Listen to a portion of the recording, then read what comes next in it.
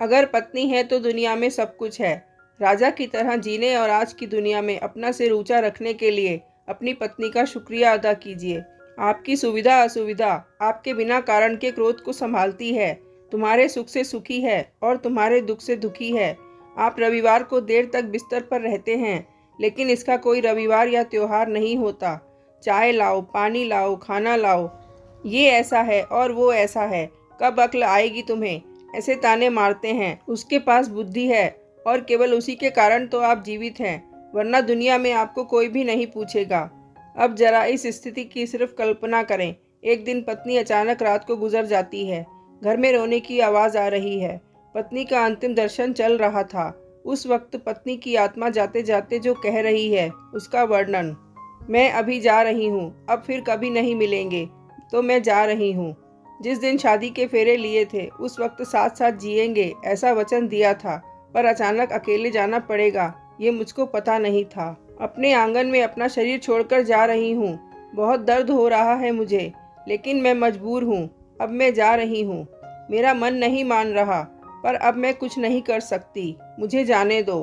बेटा और बहू रो रहे हैं, देखो, मैं ऐसा नहीं देख सकती और उनको दिलासा भी नहीं दे सकती हूँ। पोता भी रो रहा है, उसे शांत करो, बिल्कुल ध्यान नहीं दे रहे हैं। हाँ, और आप भी मन मजबूत रखना और बिल्कुल ढीले ना हो।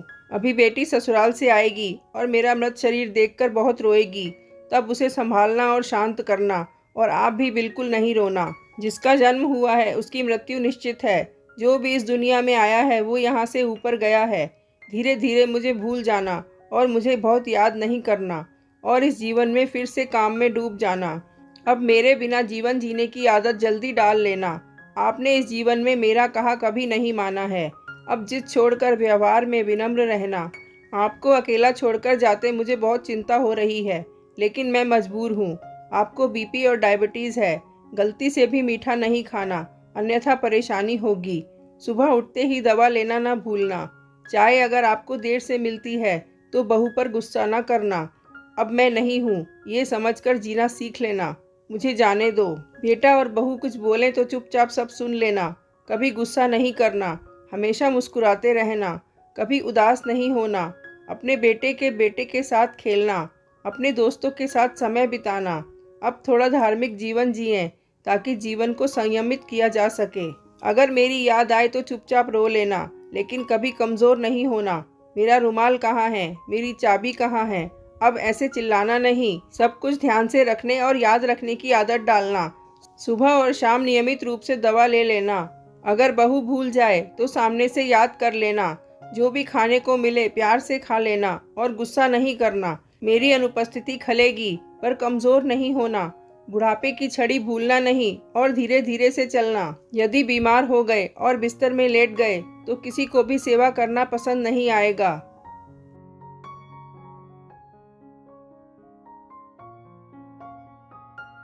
अगर आपको रात को उठना पड़े तो अंधेरे में कुछ लगे नहीं, उसका ध्यान रखना। शादी के बाद हम बहुत प्यार से साथ रहे, परिवार में फूल जैसे बच्चे दिए। अब उस फूलों की सुगंध मुझे नहीं मिलेगी। उठो, सुबह हो गई, अब ऐसा कोई नहीं कहेगा। अब अपने आप उठने की आदत डाल लेना, किसी की प्रतीक्षा नहीं करना।